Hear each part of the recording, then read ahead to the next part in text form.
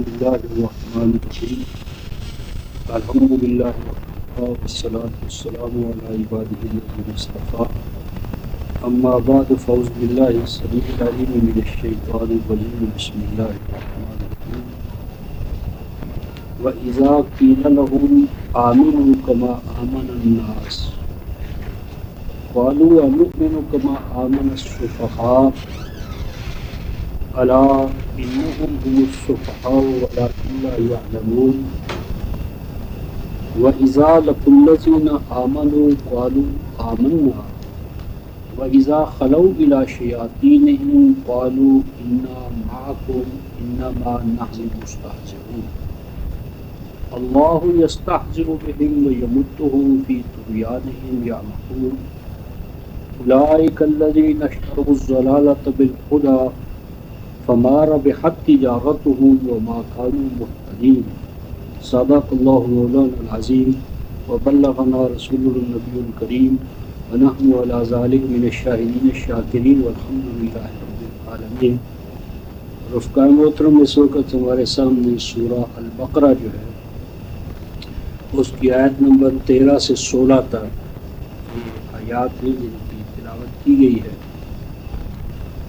ان آیات میں ماقبل موضوع ہی کا تسلسل ہے، اور وہ موضوع تھا جو تیسرا گروہ ہے، یعنی ایک تو ایمان والا اور ایک ایمان کی ضد میں چلنے والا، یعنی کفر کا رویہ یا رجحان یا نقطہ نظر، اور ایک ہے جس کو قرآن نفاق ہے، یعنی ڈبل مائنڈڈ، یعنی دونوں طرف، یعنی وہ اپرچونزم جسے کہتے ہیں، موقع پرستانہ نقطہ نظر، کہ اگر حالات کا تقاضا ہوا تو ایمان والوں کے ساتھ، اور اگر حالات کا تقاضا دوسرا ہو گیا تو کفر والوں کے ساتھ، مذبذبین بین ذالک لا الہ الا ولا الہ الا، تو ان کا اپنا موقف کچھ نہیں ہوتا، موقع محل کو دیکھ کر وہ اپنا موقف تبدیل کرتے ہیں۔ تو یہ جو موقع محل کے مطابق اپنا نقطہ نظر تبدیل کرنے والا گروہ ہے، اسی کے حوالے سے آج کی بات بھی ہمارے سامنے آ رہی ہے۔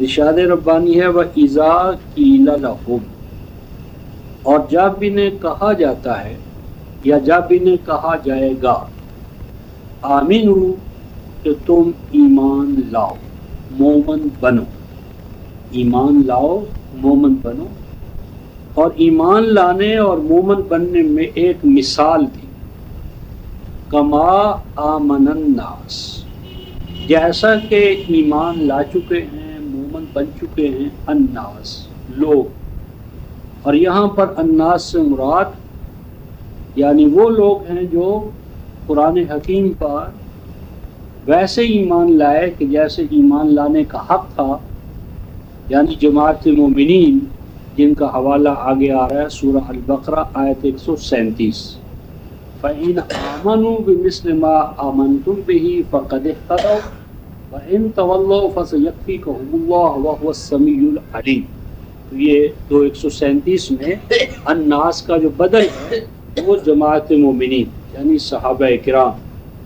تو فرمایا کہ جب انہیں کہا جاتا ہے کہ تم بھی اسی طرح کا ایمان اپنے اندر پیدا کرو جیسا کہ دوسرے اہل ایمان میں کتاب اللہ کے حوالے سے پیدا ہو چکا ہے، تو قالو، آگے سے وہ جواب دیتے ہیں، انؤمنو، کیا ہم مومن بن جائیں، کیا ہم بھی ویسے ہی مومن بن جائیں، کما آمن السفہاء، جیسا کہ سفیہ لوگ، جس عرف عام میں بیوقوف کہتے ہیں، کہ بیوقوف لوگ جس طرح مومن بن گئے ہیں ہم بھی ویسے ہی مومن بن جائیں بیوقوفوں کی طرح۔ یعنی یہ جو موقع محل کو نظر انداز کرنا ہے، آج بھی اسے موقع شناسی کہتے ہیں، موقع شناسی، تو موقع شناسی کو کہتے ہیں دانائی ہے، موقع شناسی دانائی ہے، اور موقع شناسی کو چھوڑ کر ایک ہی راستے پر، ایک ہی رائے پر پختہ ہو جانا اور دائیں بائیں نہ ہٹنا اور اپنے مفادات کو داؤ پر لگا دینا، یہ تو بیوقوفی ہے۔ تو کیا ہم بیوقوفوں کی طرح مومن بن جائیں؟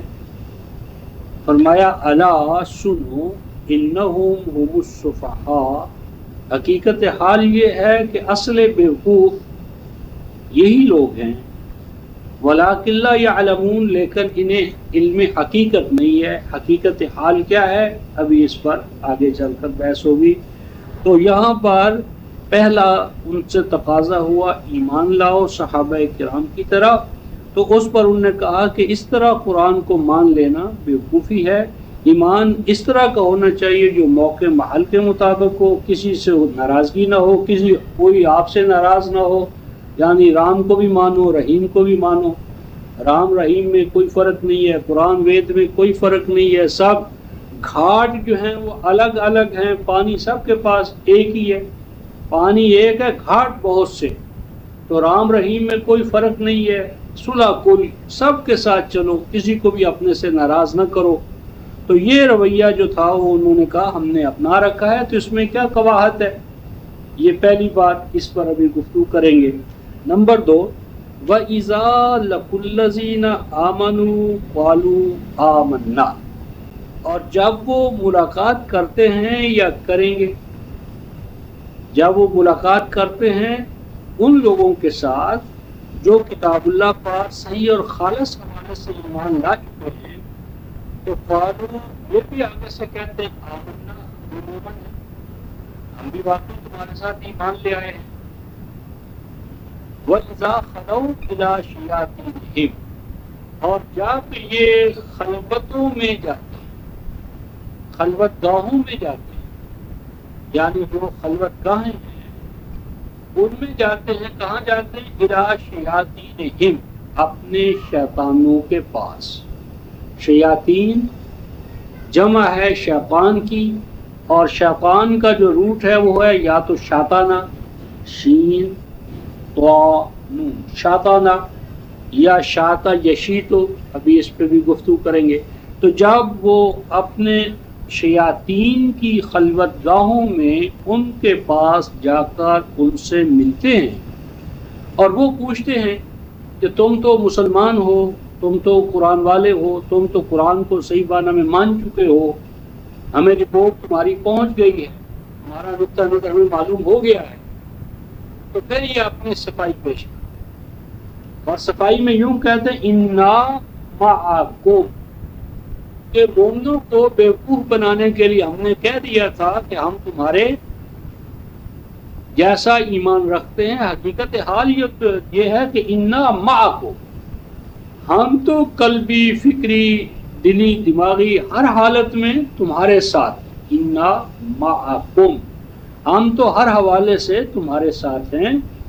और वो जो मुसलमानों को हमने कहा कि हम मोमन हैं, तो इन्नमा नहनु मुस्तहज़िऊन, वो तो हम दिल लगी करते हैं, वो तो हमारा ठट्ठा है, दिल लगी है, मजाक है, नहीं जी, दिल लगी के तौर पर उनको कह देते हैं। और वो अहमक लोग, बेवकूफ़ लोग, वो हमारी उस बात का यकीन कर लेते हैं, हमें अपना समझ लेते हैं। तो हम तो दिल लगी के तौर पर उन्हें कह देते हैं, और वो इतने सादा लौ हैं कि हमारी उस दिल लगी को, उसकी डेप्थ तक, हकीकत हाल तक वो नहीं पहुँचते, और बावर कर लेते हैं कि हाँ वो हमारे ही साथी हैं। तो हम तो उन्हें बेवकूफ़ बना रहे हैं और वो बेवकूफ़ बन रहे हैं, तो तुम क्यों परेशान होते हो। इन्ना माअकुम, हम तुम्हारे साथ। अल्लाहु यस्तहज़िउ बिहिम, और हकीकत हाल ये है कि लफ्ज़ी तर्जुमा इसका हमारे यहाँ ये किया जाता है कि अल्लाह इनके साथ मजाक करेगा। तो अल्लाह तबारक व तआला का किसी के साथ मजाक करना ये गलत बात है। अतत्तखिज़ुना हुज़वा क़ाल अऊज़ु बिल्लाहि अन अकूना मिनल जाहिलीन, यानी ये जो मजाक करना है किसी के साथ, ये तो अज़्रुए किताबुल्लाह जो है ये क्या है, ये जिहालत है। यानी जब ये कहना कि जी क्या तुम हमारे साथ मजाक कर रहे हो, तो कुरान कहता है कि मजाक करना जो है ये जाहिलों की बात है। ये 68 वालू, उन्होंने कहा हज़रत मूसा अलैहिस्सलाम से, अतत्तखिज़ुना हुज़वा, कि आप हमारे साथ मजाक करना चाहते हैं, मजाक करेंगे। वाला अऊज़ु बिल्लाहि अन अकूना मिनल जाहिलीन, कि मैं अल्लाह की पनाह में आता हूँ कि मैं جاہلوں کی کوئی حرکت کروں، جہالت سے کام لوں. یہ سورہ البقرہ آیت 67. تو جس چیز کو اللہ تبارک و تعالی ایک نبی کی شان سے بلند سمجھتے، ایک نبی کی جو معرفت الوہیت ہے وہ اس کو برداشت نہیں کرتی، وہ کہتی ہے اعوذ باللہ ان اکون من الجاہلین. تو اللہ تبارک و تعالیٰ کے بارے میں کہنا کہ اللہ ان کے ساتھ مذاق کرے گا. مذاق کرنا جو ہے کسی کے ساتھ، یعنی ریڈیکیول کرنا، مذاق کرنا، یہ شودہ پن ہے اشرافیہ کا یا اعلیٰ کردار کا، یہ وہ کوئی حصہ نہیں ہے. تو اللہ مذاق کرے گا؟ کہاں اللہ تبارک و تعالیٰ کی ذات اور کہاں انسان. تو مذاق بھی آپ نے دیکھا ہوگا کہ کبھی کوئی اعلیٰ ذات والا ادنا کے ساتھ مذاق بھی نہیں کرتا. مذاق میں بھی آپ نے دیکھا ہوگا کہ مذاق میں بھی ایک لیول ہوتا ہے. یعنی آپ دکاندار ہیں، ایک محلے میں آپ کی پوزیشن ہے، اب آپ کا جو جاروکش ہے، جھاڑو دینے والا، جاروکش، تو اس جاروکش کے ساتھ آپ مذاق کریں گے؟ یعنی مذاق کے لیے بھی دیکھا جاتا ہے کہ ہم پلہ ہو، ہم رتبہ ہو. ہاں جی. اور اپنے سے فرودر کے ساتھ انسان مذاق بھی کرنا جو ہے وہ اپنی شان کے خلاف سمجھتا ہے. تو جب انسانی دنیا کے اندر مذاق حاضر کتاب اللہ جہالت ہے اور مذاق کوئی اعلیٰ درجے کا ادنا کے ساتھ کرنا پسند نہیں کرتا، تو رب کائنات جو اپنی ذات میں فرید اور افرد ہے، ایک ہے جس کی کوئی ہم پلہ ذات نہ ہے نہ ہو سکتی ہے، وہ مذاق کرے. اور مذاق بھی ان کے ساتھ جن کو خود وہ کہتا ہے کہ وہ راہ راست سے منحرف ہو گئے. تو یہ جو ترجمہ کیا گیا کہ اللہ ان کے ساتھ مذاق کرتا ہے یا کرے گا، یہ بات صحیح نہیں ہے. اس کو عربوں کے ہاں کہا جاتا تھا مشاقلہ. مشاقلہ کا معنی ہوتا ہے، مثلا جس طرح میں نے مثال دی تھی، سبانی فسببتہ، یعنی اس نے مجھے گالی دی. سبانی، اس نے مجھے گالی دی. فسببتہ، تو آپ لفظی ترجمہ تو کریں گے کہ میں نے بھی اسے گالی دی، لیکن غلط بات ہے. یہاں جو ہے سبانی فسببتہ، یہ فسببتہ کا معنی جو ہے وہ یہ معنی نہیں ہم کرتے اہل علم کہ اس کا معنی میں نے بھی گالی دی، بلکہ جازیتہ علامہ فعل بی، کہ جو کچھ اس نے میرے ساتھ کیا میں نے اس کو اس کا، یعنی جسے ہم کہتے ہیں خمیازہ اسے بھگتنا پڑا. میں نے اس کو اس کی سزا دی.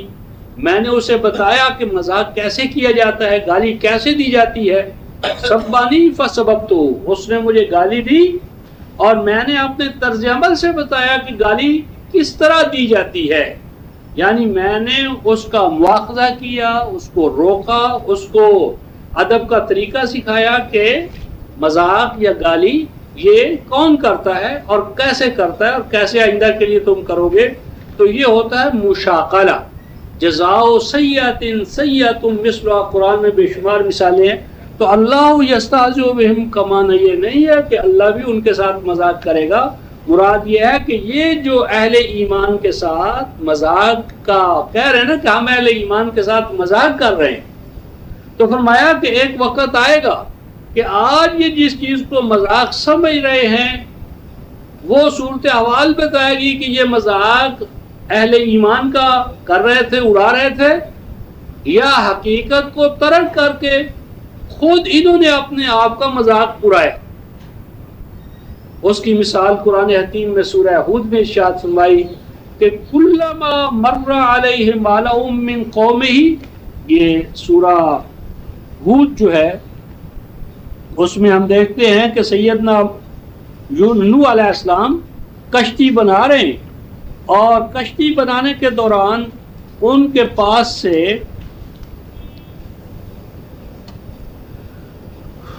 آیت 38 ہے، 11/38، وَيَصْنَعُ الْفُلْكَ، اور وہ سیدنا نوح علیہ السلام کشتی بنا رہے تھے. کلما مر علیہ ملأ من قومہ، ان کے پاس سے جب ان کی قوم کا کوئی گروہ، کوئی جماعت گزرتی تھی، ساخر منہ ہو، تو وہ اس سے مذاق کرتی تھی، وہ جماعت، گروہ، ٹولی، کہ دیکھو خشکی پر یہ کیا کرے گا، یہ جہاز یا کشتیاں ترائے گا، خشکی ہے، دور دور تک کہیں پانی کا نشان نظر نہیں آ رہا، اور یہ خشکی پار بر اعظم میں کشتی چلائے گا، تو یہ مذاق کرتے تھے۔ تو ارشاد فرمایا گیا قال ان تسخروا منا فانا نسخر منکم کما تسخرون، یہ الفاظ ہیں کہ اگر آج تم ہمارے ساتھ مذاق کر رہے ہو، قالا، اس نے کہا، ان تسخروا منا، اگر تم آج ہم سے مذاق کر رہے ہو، فانا نسخر منکم، تو ہم بھی تم سے مذاق کریں گے جیسا کہ تم آج ہمارے ساتھ مذاق کر رہے ہو۔ لفظی ترجمہ اس کا یہ جو ہمارے مترجمین نے کیا ہے، لیکن یہ ترجمہ 100% نظر ثانی کا محتاج ہے، اس لیے کہ اگر آج وہ مذاق کر رہے اور کل کو آپ نے مذاق کیا اسی جیسا، تو پوزیشن کیا، فرق کیا پڑا؟ بھئی اس نے بھی جس طرح وہ کہا بھی تم نے مجھے گالی دی، میں نے تمہیں گالی دی، مسئلہ برابر ہو گیا۔ تو اگر آج ان کا مذاق کرنا غلط ہے تو کل کو تمہارا مذاق کرنا وہ کیسے صحیح ہو جائے گا؟ نیرشے نے جو کہا تھا کہ تم نے مجھے گالی دی، میں نے تو تمہیں معاف کر دیا، لیکن گالی دینے سے خود تمہاری ذات پر جو اس کا ایفیکٹ مرتب ہوا ہے اسے کون معاف کرے؟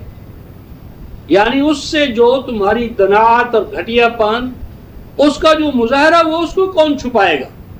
کیونکہ جب تک انسان خاموش رہتا ہے وہ چھپا رہتا ہے، جب وہ بول پڑتا ہے تو ایکسپوز ہو جاتا ہے۔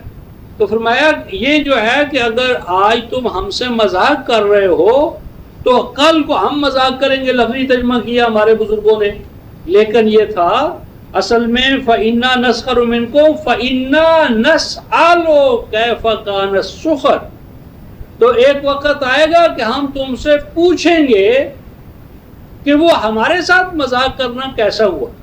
ہم مذاق نہیں کریں گے، بلکہ مذاق کی بجائے ہم تم سے مواخذہ کریں گے، محاسبہ کریں گے۔ یعنی ایک شخص جو ہے وہ دوائی نہیں کھاتا اور طبیب کا مذاق اڑاتا ہے، دوا کی شکل صورت پر وہ منہ اپنا بگاڑتا ہے، تو ڈاکٹر اسے کہے ٹھیک ہے آج تو تم ہمارا اور ہماری اس دوا کا مذاق اڑا رہے ہو، لیکن جب اس شدت مرض میں اضافہ ہوگا تو ہم تم سے پوچھیں گے کہ وہ مذاق اڑانا کیسا تھا۔ بس یہی مفہوم ہے یہاں پر کہ ہم تم سے پوچھیں گے کہ وہ جو تم ہمارا مذاق اڑاتے تھے، آج اس مذاق اڑانے کی قیمت کیا لگ رہی ہے؟ اگر تم اسے حقیقت سمجھتے اور تم بھی کشتی بنا لیتے تو آج اس دوائی سے کیوں دو چار ہوتے؟ اگر وہ دوائی تم استعمال کر لیتے جو ہم تمہاری فلاح کے لیے، تمہارے مرض کے ازالے کے لیے لائے تھے، تو پھر کیا ہوتا، کیا بھلا ہوتا تمہارا؟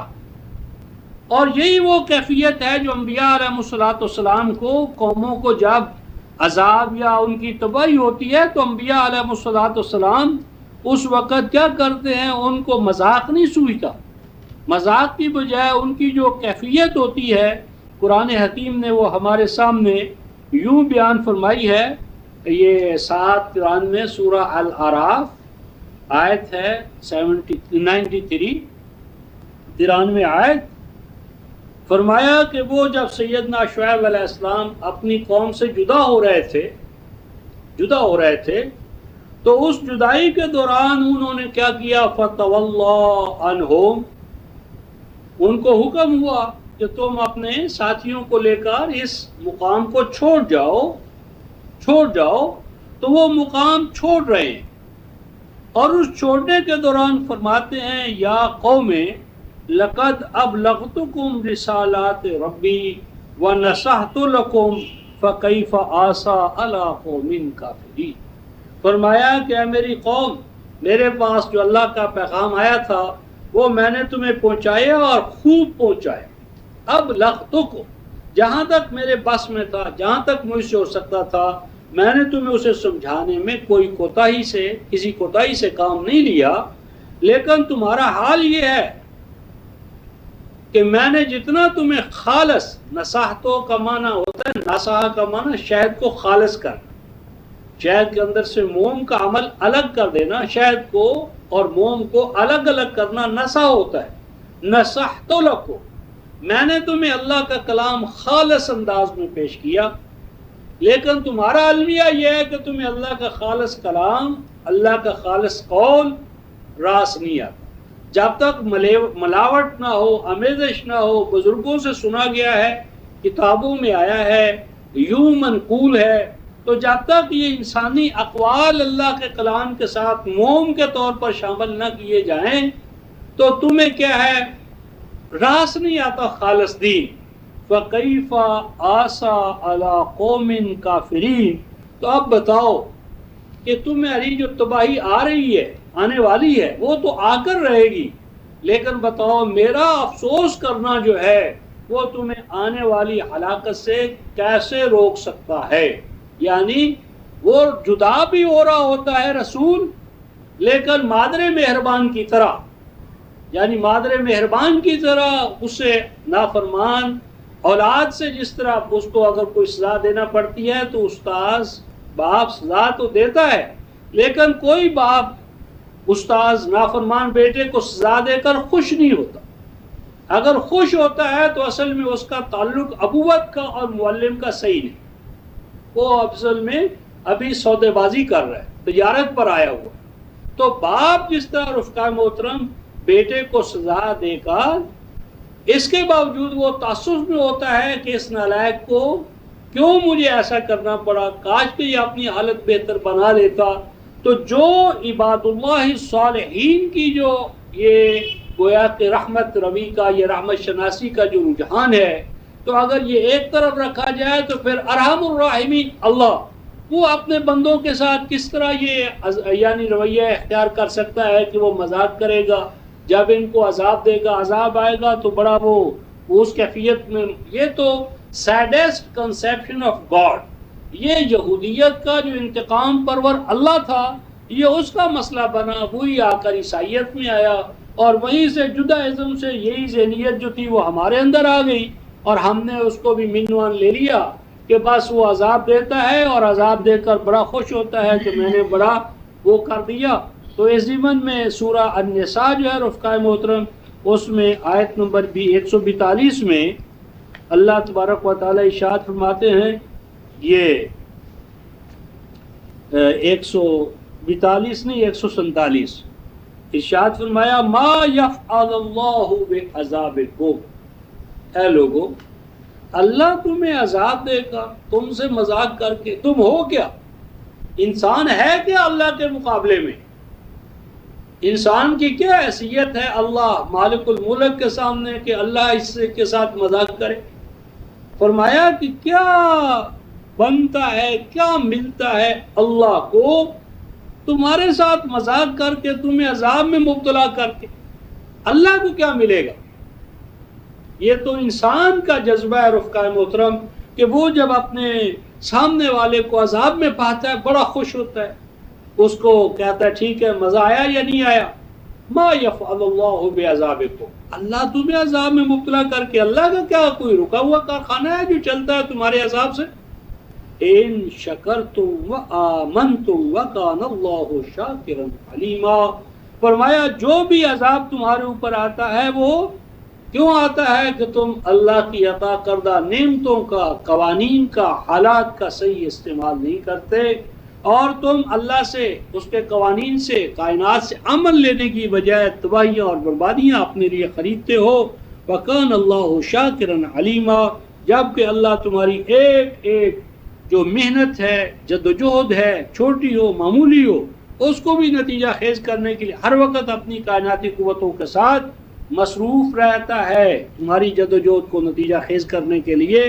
تو اللہ یستہزئ بہم کا معنی یہ نہیں کہ اللہ ان کے ساتھ مذاق کرے گا، مراد یہ ہے کہ آج جو یہ اہل ایمان کے ساتھ مذاق کر رہے ہیں، جس رویے کو آج یہ مذاق سمجھ رہے ہیں، کل کے حالات بتائیں گے کہ ان کا یہ مذاق کرنا کیسا رہا، اس مذاق کا ان کو کیا بھگتان بھگتنا پڑا۔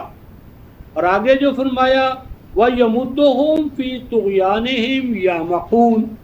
اب رہا مسئلہ یہ کہ جس طرح برٹنر رسل نے ایک کتاب لکھی ہے why I am not Christian, میں عیسائی کیوں نہیں، اس کا پس منظر ہے، تو اس کے صفحہ 103 پر اس کا وہ جو کانٹربری کا وہ جو بہت بڑا پوپ یا پادری ہوتا ہے اس کے ساتھ اس کا مناظرہ ہے، اس میں اس نے سوال اٹھایا کہ اگر یہ کائنات اللہ کی بنائی ہوئی ہے تو اس میں ظلم کیوں ہے، اس میں ناانصافی کیوں ہے، اس میں ایسی باتیں کیوں ہیں کہ جو اس معیار سے ہٹی ہوئی ہیں۔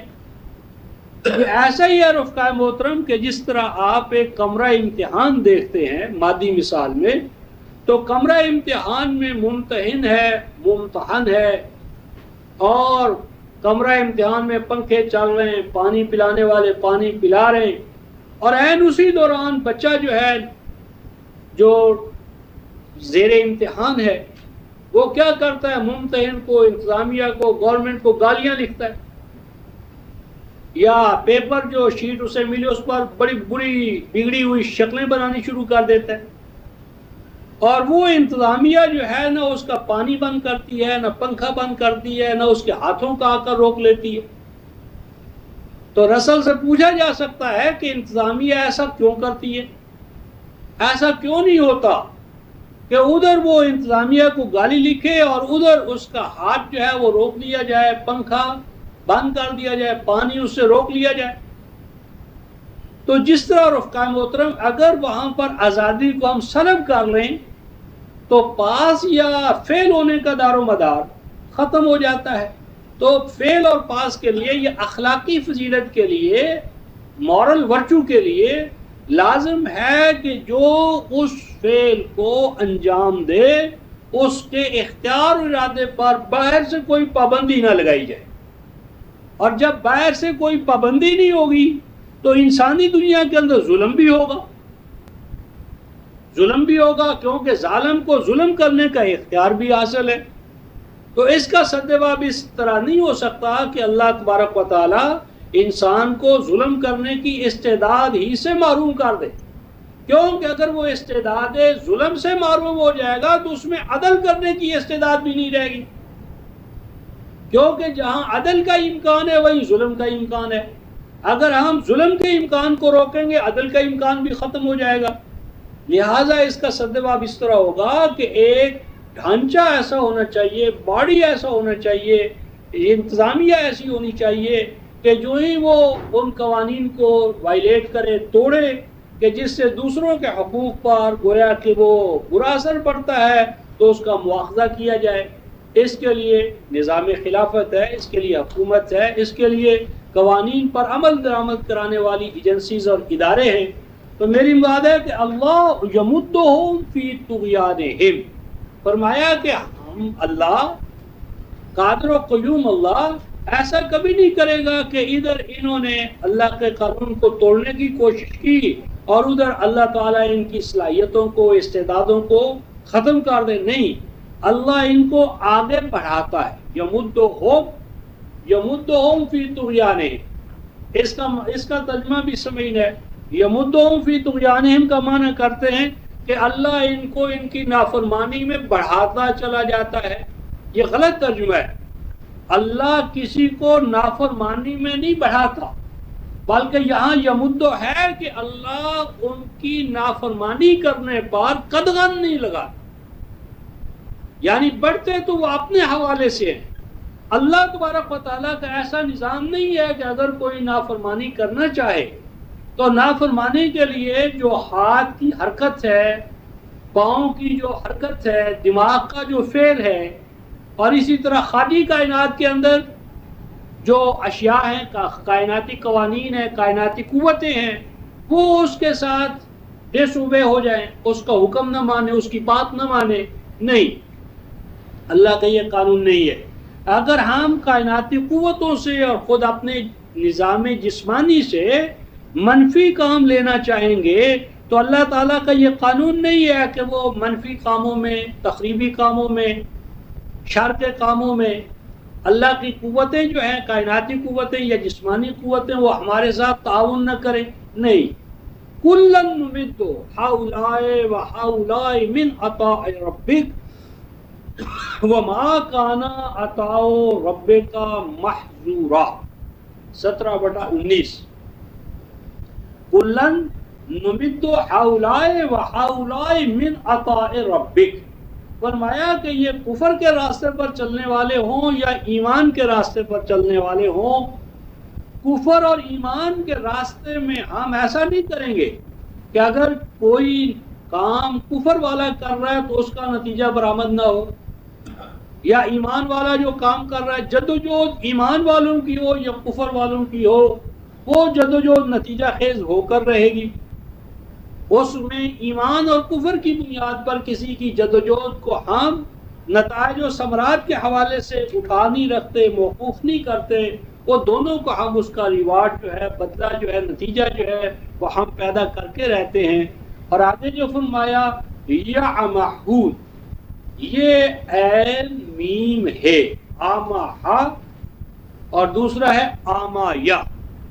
آمایا، عین میم یا ہو آمایا، تو یہ کہتے ہیں جو ہمارا ویژن ہے فزیکل، یعنی طبی بصارت جو ہے، آنکھوں کے اندر جو دیکھنے کی استعداد ہے، اس استعداد کا نہ ہونا یا زائل ہو جانا ناکافی ہے. اگر خارج کے اندر روشنی نہ ہو، لائٹ نہ ہو، بیرونی روشنی، آنکھیں تو ٹھیک ہیں لیکن خارج میں روشنی نہیں ہے، یا خارج کے اندر روشنی بھی ہے لیکن انسان کا جو دل، دماغ جسے ہم کہتے ہیں مائنڈ جو ہے وہ حاضر نہیں ہے، یعنی انسان کا دماغ جو ہے، برین جو ہے وہ آؤٹ ہے، وہ ان آرڈر نہیں ہے. آنکھیں بھی ہیں، روشنی بھی ہے. تو یہ جو برین کا ڈیریل ہونا ہے، پٹری سے اترنا ہے، اس کو کہتے ہیں عربی زبان میں آماہا. یعنی اس کی جو اما کے بعد ہا ہے، ہا، اس کو آپ ہدایت کے حوالے سے لے سکتے ہیں، یعنی عمل ہدایہ، یعنی جو اندر کی جو روشنی ہے، دماغ کا جو فیصلہ کن انداز میں ہونا ہے، اس کا آرڈر جو ہے وہ ڈس آرڈر بن جائے، اس کی ارینجمنٹ جو ہے، نظم و نسق جو ہے، ترتیب و تنظیم جو ہے وہ اپنے مقام پر نہ رہے. تو فرمایا کہ اگر کوئی اندھے پن میں اپنی عقل و بصیرت کے چراغ کو گل کرنے والا بھی اگر کوئی اپنے دماغ کو مثلا تخریبی ذہن ہے، تخریب میں استعمال کرنا چاہتا ہے، تو بھی اللہ تبارک و تعالیٰ اس کے راستے میں رکاوٹیں نہیں کھڑی کریں گے. یہ اسے اعتماد ہے، یقین ہے کہ اس کا پروگرام اور نظام غالب آ کر رہے گا، اور راستے کی جو مشکلات ہیں ان سے کوئی اس کو ڈر نہیں ہے. وہ کوئی انسانی قوت جو ہے، طاقت جو ہے، وہ اللہ کے پروگرام اور مشیت کو ناکام نہیں کر سکتی. تو یہ جو ارشاد فرمایا کہ ان کے ساتھ اللہ مذاق کریں گے، تو اللہ مذاق نہیں کرتے. اس ضمن میں نے حوالہ دیا تھا غالباً 61/6 کا سورہ صف، اس میں ارشاد فرمایا گیا، اور وہ بھی ہمارے اردو مترجمین کے حوالے سے بڑا مسئلہ ہے. ارشاد فرمایا کہ سیدنا موسیٰ علیہ السلام کے حوالے سے یہ سورہ صف اور آیت نمبر یہ جو ہے وہ 5 ہے، 6 نہیں 5، 61/5. ارشاد فرمایا گیا کہ سیدنا موسیٰ علیہ السلام نے اپنی قوم سے کہا، اے میری قوم، لِمَ تُؤْذُونَنِي وَقَدْ تَعْلَمُونَ أَنِّي رَسُولُ اللَّهِ إِلَيْكُمْ، کہ تم جانتے ہو بہت اچھی طرح کہ میں تمہاری طرف رسول کے طور پر مبعوث ہوا ہوں. اس کے بعد ہے فَلَمَّا زَاغُوا أَزَاغَ اللَّهُ قُلُوبَهُمْ. فَلَمَّا زَاغُوا، جب وہ ٹیڑے ہو گئے، جب انہوں نے ٹیڑھ کو اختیار کر لیا، جب وہ ڈیریل ہو گئے، تو کیا ہوا؟ ازاغ اللہ قلوبہم، تو آپ ترجمہ کرتے ہیں کہ اللہ نے ان کو ٹیڑھا کر دیا. بھئی اللہ نے کب ٹیڑھا کیا؟ ٹیڑھے تو وہ خود ہوئے. یعنی اللہ پاک فرماتے ہیں فلما زاغوا، جب وہ ٹیڑھے ہو گئے تو ازاغ اللہ نے ان کو ٹیڑھا کر دیا. بھئی ٹیڑھے تو وہ خود ہوئے. قرآن کے الفاظ ہیں فلما زاغوا، جب وہ ٹیڑھے ہو گئے ازاغ اللہ نے ان کو ٹیڑھا کر دیا. ٹیڑھے تو وہ خود ہوئے. اس لیے ازاغ اللہ کا معنی یہ نہیں ہوگا کہ اللہ نے ان کو ٹیڑھا کر دیا، بلکہ یہ ہے کہ اللہ نے انہیں ٹیڑھا رہنے دیا. اللہ کا یہ قانون نہیں ہے کہ جو ٹیڑھا ہونا چاہے اللہ اس کے راستے میں رکاوٹ کھڑی کر دیتا ہے. نہیں، تو ٹیڑھا نہیں ہو سکتا، تو ٹیڑھا ہوگا تو میں یہ کر دوں گا. نہیں، اللہ کا یہ قانون نہیں ہے. جس طرح کے مادی کائنات کے اندر اگر کوئی شخص اپنے اوپر دروازے بند کر لے، کھڑکیاں بند کر لے، اندر اپنے آپ کو مکفل کر لے، بیرونی روشنی سے ہوا سے اپنا تعلق منقطع کر لے، تو اللہ کا قانون یہی ہے کہ زندگی اس کے لیے ختم ہو جائے گی. تو اس لیے یہ جو ارشاد فرمایا کہ اللہ ان کے ساتھ ایسا کرے گا، تو یہ اللہ تبارک و تعالیٰ نے اپنے قانون کا یا سنت اللہ کا حوالہ دیا. آگے جو ارشاد فرمایا اولئک الذین اشتروا الضلالۃ بالہدی فما ربحت تجارتهم وما كانوا مهتدین. یہ وہی لوگ تو ہیں، اولئک یہی تو وہ لوگ ہیں، نشتروا الضلالہ جنہوں نے خرید لیا گمراہی کو. یعنی ان افراد کو کاروباری قرار دیا. یہ کاروباری ذہنیت، یہ مذہب کا کاروبار کرنے والے مذہبی پیشوا، یہ منافقوں کا ٹولہ اصلاً اور اصولاً کاروباری ذہنیت رکھنے والے، مذہب کا کاروبار کرنے والے مذہبی پیشوا، اور انہوں نے خرید لیا گمراہی کو ہدایت کے بدلے میں. یہاں گمراہی سے مراد ہے باپ دادا سے ملنے والی روایات، اور الہدا سے مراد ہے ان ہدی اللہ هو الہدی، اللہ تعالیٰ کی طرف سے نازل ہونے والی ہدایت یعنی الکتاب 2:120. تو الہدا الکتاب کو وہ چھوڑ بیٹھے، اور الکتاب کی جگہ پر باپ دادا کی طرف سے جو روایتیں، قصے، کہانیاں، شان نزول، تفسیریں ان کے ہاتھ آ گئی ہیں، ان کو انہوں نے اصل دین بنا لیا ہے. اور اللہ کی کتاب سے دین سیکھنے کی بجائے وہ انسانوں کے خود ساختہ جو مفروضے ہیں ان سے وہ ہدایت حاصل کرتے ہیں. فرمایا فما ربحت تجارتهم وما كانوا مهتدین. فرمایا کہ پس نہ کامیاب ہو سکے گی ان کی یہ تجارت کامیاب نہیں ہوگی، اور نہ ہی اس ہدایت سے جو ان کا اصل ہدف ہے، مقصود ہے، یہ اس تک پہنچ سکیں گے.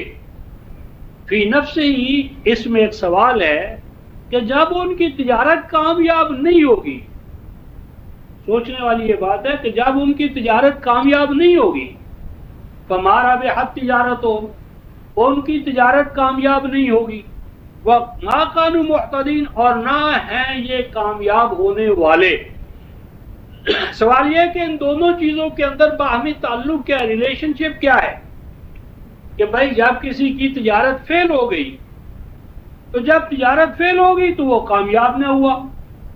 تو یہ کہنا کہ تجارت ان کی کامیاب نہیں ہوگی اور نہ ہی یہ ہیں منزل مراد تک پہنچنے والے یا ہدایت سے فیضیاب ہونے والے، ان دونوں کا جو باہمی تعلق ہے وہ ابھی ہمیں آپس میں جو ہے کو ریلیشن شپ اس کو بھی تعین اس کا کرنا ہے، اور ساتھ کے ساتھ یہ تجارت دیکھنی ہے کہ یہ کون سی تجارت ہے اور کس حوالے سے ہے، اور نمبر 2 یہ دیکھنا ہے کہ وہ کون سی ضلالت ہے کہ جس کا انہوں نے کاروبار کیا الہدا کے مقابلے میں. تو اس ضمن میں ایک تو قریب ترین حوالہ ہمارے سامنے اسی سورہ البقرہ کی آیت غالباً 175 میں آتا ہے کہ یہ گروہ کون سا ہے، اس کی نشاندہی قرآن نے خود کروا دی ہے. وہ مینٹیلٹی، ذہنیت، طریقہ کار، کاروبار، سب چیزیں ہمارے سامنے آتی ہیں. یہ سورہ البقرہ ہی ہے، اور ان کا بیان شروع ہوتا ہے آیت 174 سے، اور پورا ان پر جو فتویٰ لگے گا وہ آیت 175 76 یہ پورا جو کردار ہے بما اپنی انسٹیٹیوشن کے وہ ہمارے سامنے آ جاتا ہے۔ ارشاد فرمایا گیا ان الذین یکتمون ما انزل اللہ من الکتاب، وہ لوگ کہ جو چھپاتے ہیں کتمان جسے کہتے ہیں۔ کتمان ایک تو یہ ہے رفقائے محترم کہ آیات اللہ جو ہیں کتاب اللہ اس کو سامنے ہی نہ لایا جائے، غلافوں میں بند کر کے رکھا جائے، یہ بھی کتمان ہے۔ اور یہ بھی کتمان ہے کہ کتاب اللہ کے الفاظ تو سامنے لائے جائیں، اس کے معنی مقاصد اور طریقہ کار جو ہے اس کو سامنے نہ لائے جائے، یہ بھی کتمان ہے۔ ایک کتمان ہے کتاب کا اور دوسرا کتمان ہے معانی اور مقاصد کا، باصطلاح قرآن میثاق الکتاب، کتاب کو ماننا، میثاق الکتاب کو بھلا دینا۔ تو یہ جو کتمان ہے یہ دونوں چیزوں کا جامع ہے، یعنی انہوں نے نفس کتاب کو بھلا دیا، چھپا دیا، پس پوش ڈال دیا، غلافوں میں بند کر کے رکھ دیا۔ یہ تو عامت الناس کی بیماری ہے۔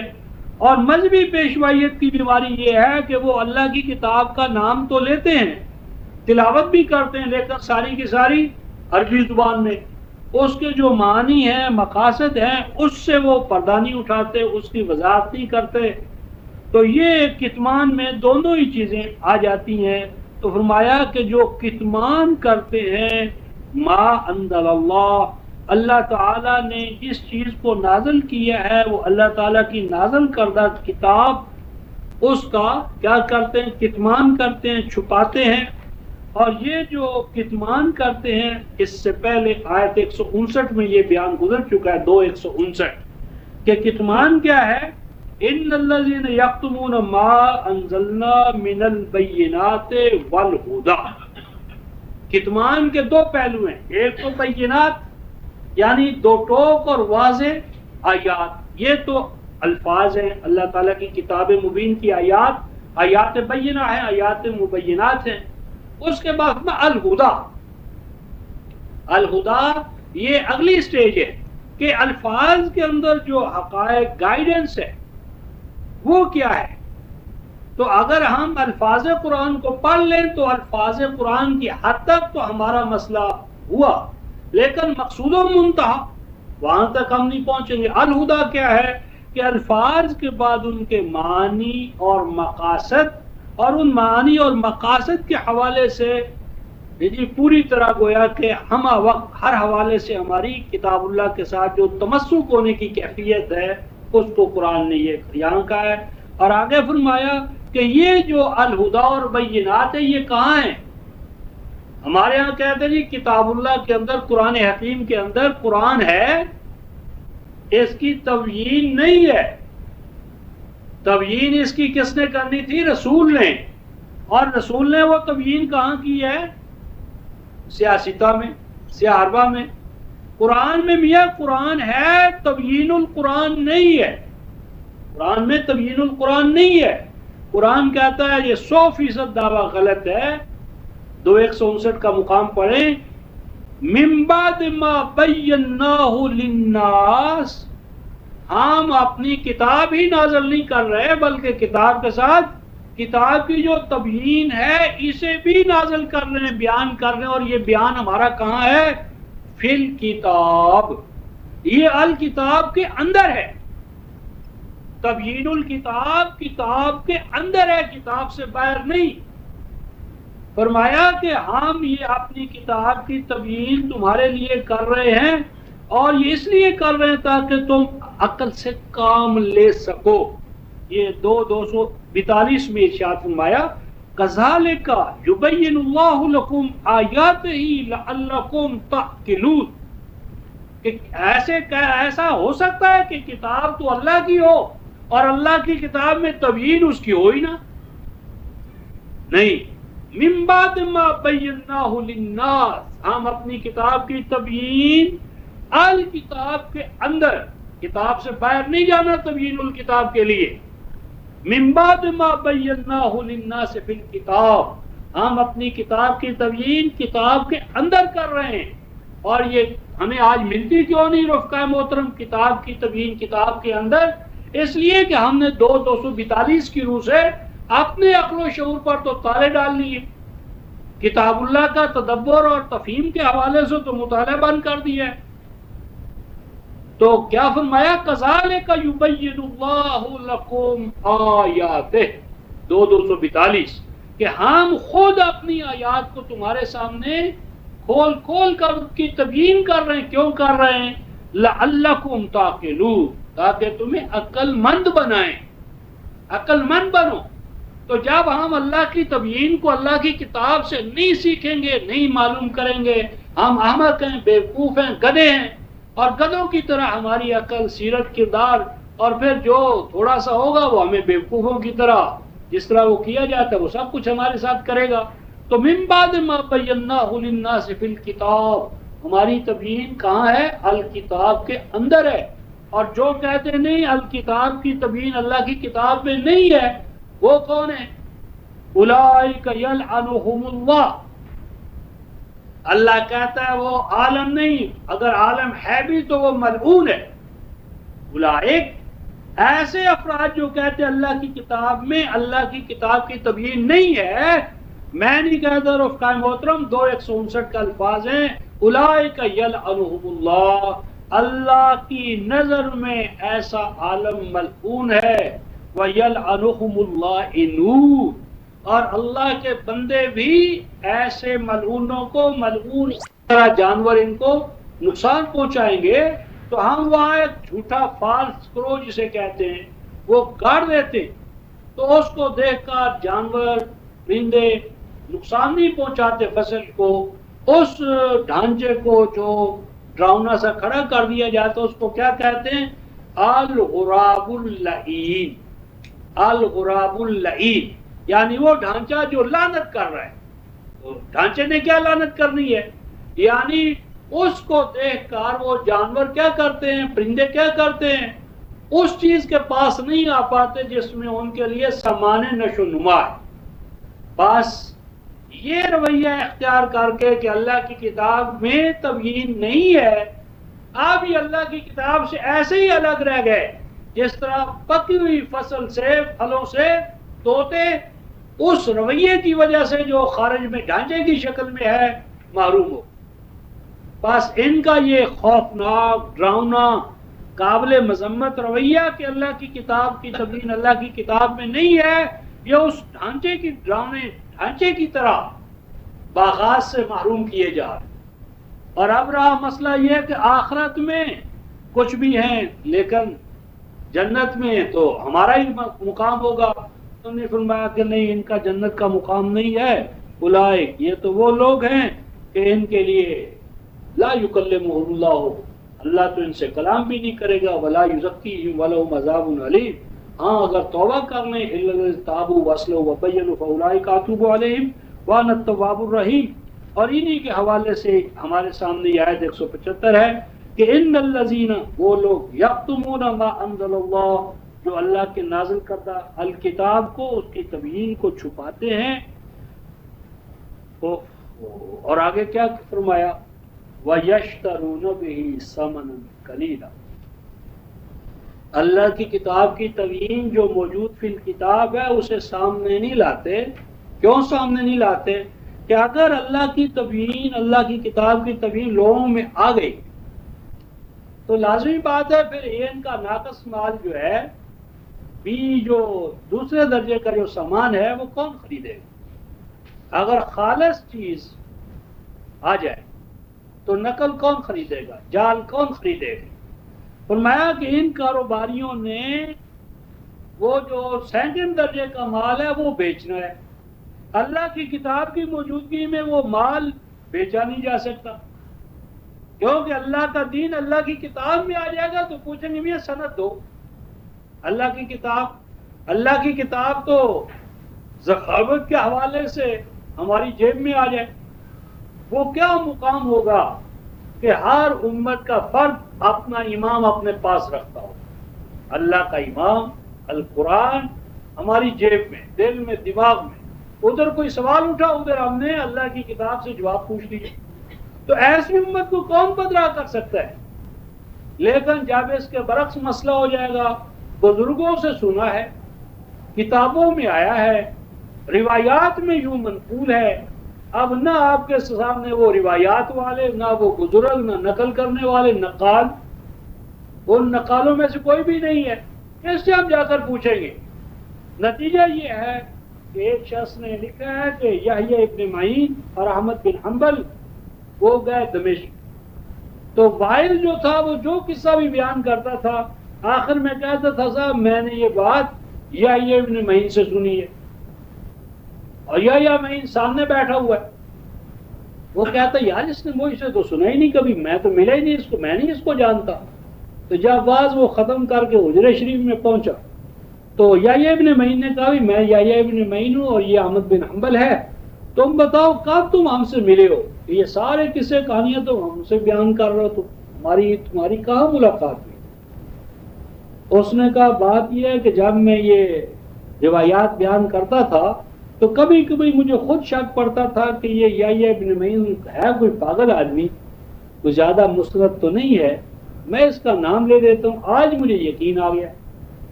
انہوں نے کہا جی وہ کیسے؟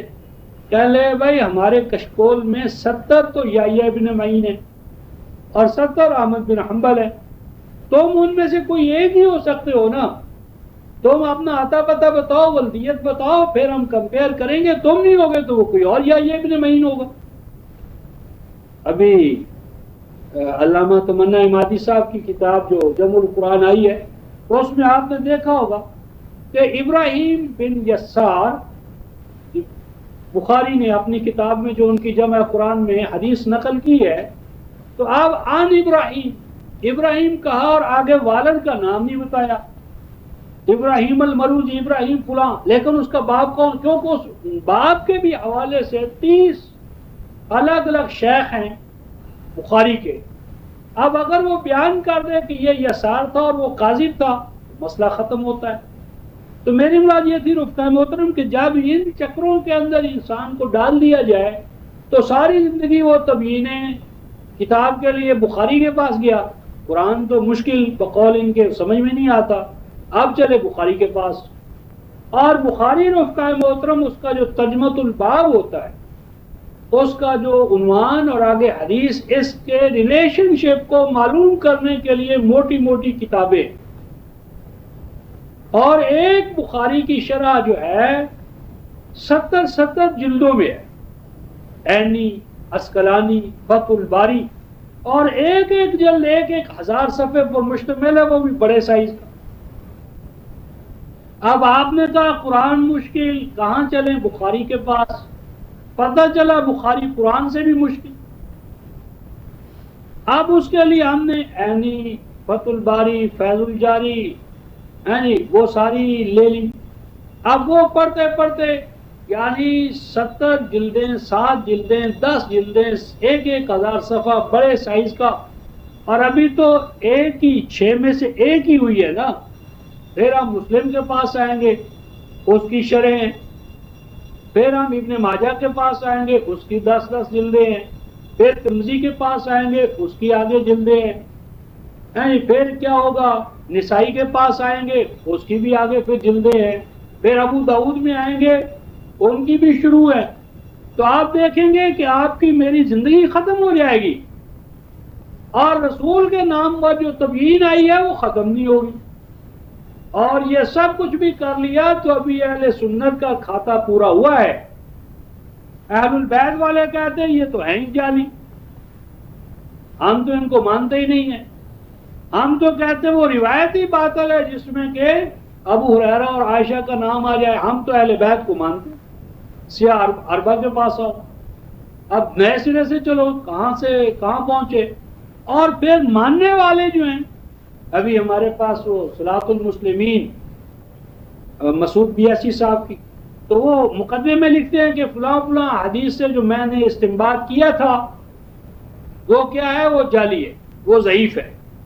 اب میں اس کو ترک کرتا ہوں. اللہ کے بندو، کل 5-10 سال کے بعد پتہ چلے گا کہ یہ بھی ضعیف تھی. تو ہم تو پھر ساری عمر یقین اور اعتماد کے ساتھ کچھ نہیں کہہ سکتے. تو یقین اور اعتماد کی اس کتاب کے پاس کیوں نہ آئے جس کا پہلے ہی قدم پر دعویٰ ہو ذالک الکتاب لا ریب، کہ اس کے اندر کوئی ریب والی بات ہے ہی نہیں. اور اگر ان سیاستہ سے ہم پوچھیں کہ ان میں سے کسی کا دعویٰ ہو کہ مجھے محمد رسول اللہ پر اللہ نے نازل کیا، دور کی بات ہے، یہی دعویٰ ہو کہ مجھے محمد رسول اللہ نے لکھا ہے، یہی دعویٰ کہ لکھوایا ہے، نہ اللہ کی طرف سے ہونے کا دعویٰ، نہ محمد صلی اللہ علیہ وسلم کی طرف سے ہونے کا دعویٰ، نہ ان کے ہاتھ سے لکھا ہوا ہونے کا دعویٰ، نہ یہ دعویٰ کہ ہمیں لکھوایا ہے. لکھوایا ہو یہ بھی دعویٰ نہیں ہے. ان فلاں ان فلاں ان فلاں. تو یہ ان فلاں ان فلاں کے اندر جو ہمیں الجھایا گیا، کیوں الجھایا گیا؟ اس لیے الجھایا گیا کہ نشترب الضلالۃ بالہدی، کلیئر کٹ دو ٹوک جو اللہ کی تبیین تھی اللہ کی کتاب میں، اس سے ہمیں الگ کر دیا گیا. اب ہم چکروں میں پڑ گئے. والعذاب بالمغفرہ. ہمارے جیلم میں محدث ہوتے تھے، انتقال ہو گیا، عبد الغفور، علامہ عبد الغفور. تو ان سے ملاقات ہوئی. میں بات بات پر وہ آیت ان کے سامنے پیش کرتا تھا. وہ بڑے ذرا پریشان سے ہوئے. مجھے کہتے ہیں کیسا آپ آیات پیش نہ کیا کریں کیونکہ لوگ بیٹھے ہوئے ہیں تو سکی ہوتی ہے کہ دیکھو جی سائل نے تو اتنی آیات پڑھی سوال میں اور میں نے ایک آیت میں بھی جواب دیا تو ایک آیت بھی نہیں پڑھی، تو یہ صحیح نہیں ہے. بس آپ سوال کر دیا کریں، آیت بس زیادہ زیادہ ایک. ورنہ میں نے کہا یہ بتائیں کہ آپ نے آیات والا مسئلہ، کہتے ہیں بات یہ بھائی تمہارے پاس تو ایک قرآن ہے، اس کو 5-10 دفعہ پڑھو تو اس کے مضامین تمہارے ذہن میں بیٹھ جائیں گے. ہم نے تو میاں بخاری سے لے کر ابن ماجہ تک 6 کتابیں بما ان کے شروع و حوالوں، ہم کیسے ہو سکتا ہے؟ ہماری تو زندگی میں ہی گزر جاتی. تو میں نے ان سے کہا کہ جو بوجھ اللہ پاک نے، اللہ تعالیٰ نے آپ پر ڈالا ہی نہیں ہے، اللہ رب العزت نے آپ کو اس کا پابند ہی نہیں کیا، آپ کیوں اس بوجھ کو اپنے اوپر لادے پھرتے؟ تو یہ رفتہ والعذاب بالمغفرہ کہ وہ ڈھانچ، وہ وزن، وہ بوجھ انہوں نے اپنے اوپر ڈال لیا کہ جس کا اللہ پاک، اللہ تعالیٰ نے ان کو مکلف نہیں کیا تھا. اور پھر آگے ارشاد فرمائی فما اصبرہم علی النار، فما اصبرہم علی النار. فرمایا دیکھو کتنی محنتیں کر رہے ہیں یہ اختلافات کو پھیلانے میں، اور جو توحید اور وحدت پیدا کرنے والی کتاب ہے اس سے یہ کتنے دور ہو. ما اصبرہ، کتنی محنتیں ہیں. یعنی بخاری پر جتنی محنت ہے، ابو داؤد پر جتنی محنت ہے، انسانوں کے کلاموں پر جو اتنی محنت ہے، کاش اس کا کچھ حصہ یہ اللہ کی کتاب پر لگا لے. فما اصبرہم، کتنی محنتوں پر محنتیں کر رہے ہیں یہ اللہ کی کتاب سے ہٹنے اور ہٹانے کے لیے، عذاب خریدنے کے لیے کتنے چوک و چوبند ہیں. اور اللہ کی رحمتوں کے حوالے سے جو حتمی اور یقینی کتاب ہے اس سے کس حد تک یہ دور جا رہے ہیں. تو یہی وہ رفقائے محترم المیہ جو پچھلے جمعے میں عرض کر رہا تھا کہ عالم اسلامی کی یتیمی جو ہے، بعض اوقات جب اس پر سوچتا ہوں تو راتوں کی نیند ختم کر بیٹھتا ہوں کہ پورے عالم اسلامی کے شرق و غرب میں، عرب و عجم میں ایک بھی ادارہ ایسا نہیں ہے رفقائے محترم جو اس امت کو ہر سال 2، 3، 4 ایسے افراد دے سکے کہ جن کا زندگی کا اڑنا بچونا صرف اور صرف اللہ کی کتاب کو خود مقتفی جو وہ اپنے طور پر ہے اسے بیان کر سکے. بخاری کے حافظ موجود ہیں، دورہ حدیث کروانے والے موجود ہیں، اور جو قرآن کا نام لے کر اٹھے. ابھی آج ہمارے سامنے ایک پمفلٹ آیا، نام اس میں قرآن کا ہے، تعارف القرآن العظیم، اور بظاہر پڑھیں تو یوں نظر آتا ہے جس طرح قرآن کی دعوت، لیکن قرآن میں نعوذ باللہ مجمل بھی ہیں، قرآن میں متشابہ کا معنی شبہ والی آیات ہیں، قرآن میں منسوخ ہے. یہ تو حالات کا جبر ہے رفقائے محترم کہ اب امت کے اندر ایسے جو ذرا دانا ہیں وہ سمجھ رہے ہیں کہ حدیث اور فقہ والا کاروبار اب زیادہ دیر نہیں چلے گا، نتیجتاً اب قرآن کا نام لینے پر مجبور ہیں، لیکن قرآن کا نام لے کر قرآن کے اندر کمیاں اور کلیاں تلاش کرنے والے یہ اہل روایات میں زیادہ مجرم ہیں۔ 1982 میں ایک پمفلٹ لکھا گیا تھا اسی لاہور میں، اور ضیاء الحق کو خطاب کیا گیا تھا، اور اس نے مخاطب کرتے ہوئے کہا تھا، ضیاء الحق صاحب ہماری حکومت تو جو ہے سو ہے، آپ کی حکومت کے لیے سب سے بڑا خطرہ وہ گروہ ہے جو کہتا ہے اللہ کی کتاب کی حاکمیت ہم قائم کرنا چاہتے ہیں، کیونکہ اللہ کی کتاب کی حاکمیت قائم ہو گئی، نہ تمہاری حاکمیت رہے گی نہ ہماری رہے گی۔ اس لیے اس سے پہلے کہ یہ فتنہ جڑ پکڑے، اس کو ختم کرو، اس میں تمہاری بھی فلاح ہے ہماری بھی فلاح ہے۔ اور نام اس کا کیا ہے ادارے کا؟ وہ خالص نام کتاب اللہ کا نام ہے، قرآن کو پیش کرنا چاہتا ہوں عالمی سطح پر، اور اناد ان لوگوں کے ساتھ ہے جو اللہ کی کتاب کی حاکمیت کو قائم کرنے کی دعوت دے۔ اسی چیز کو اسی جیون میں اللہ تبارک و تعالیٰ نے سورہ النساء 4 سورہ جو ہے اس کی آیت نمبر 44 میں ارشاد فرمایا، الم تر الی الذین، کیا نہیں دیکھا تم نے انہوں کون نشتروا الضلالۃ بالہدی، جنہوں نے اللہ کی کتاب کو چھوڑ کر باپ دادا کی روایات کو پسند کر لیا۔ اور آگے ان کا کردار کیا ہے، وَيَقُولُونَ، اور یہ وہ لوگ ہیں جو کہتے ہیں کافروں کے بارے میں کہتے ہیں، هَؤُلَاءِ أَهْدَىٰ مِنَ الَّذِينَ آمَنُوا سَبِيلًا، یہ جو لوگ اللہ کی کتاب پر ایمان لائے ہیں ان سے بہتر تو وہ مشرک ہے۔ یعنی قرآن والوں پر مشرکین کو ترجیح دینے والے اس وقت بھی موجود تھے، آج بھی موجود ہیں۔ کہتے ہیں کاش تم نے قرآن نہ پڑھا ہوتا، قرآن کر کے تمہیں کیا ملا؟ تو یہ جو ذہنیت ہے رفقائے محترم، یہ ہے اصل عذاب جس میں آج عالم اسلامی کا شرق و غرب عرب و عجم مبتلا ہے۔ مکہ میں، مدینہ میں، ازہر میں، جامعہ زیتونہ میں، دیوبند میں، ندوۃ العلماء میں، اشرفیہ میں، مدنیہ میں، میرا یہ چیلنج ہے ان کے نصابہ تعلیم کو جا کر دیکھ لو، کہیں نہیں کہ پورے کا پورا قرآن ٹیکسٹ بک کے طور پر نصاب تعلیم میں نہ شیعوں کے پاس ہے، نہ سنیوں کے پاس ہے، نہ دیوبندیوں کے پاس ہے، نہ بریلویوں کے پاس ہے۔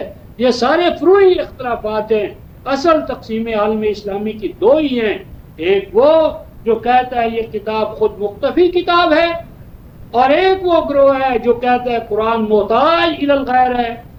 محتاج الی الغیر کہنے والے سارے ایک ہیں، شیعہ ہو سنہ ہو، اور جو قرآن کا خود مختفی ہونا ہے یہ صرف اور صرف ہم کہتے ہیں۔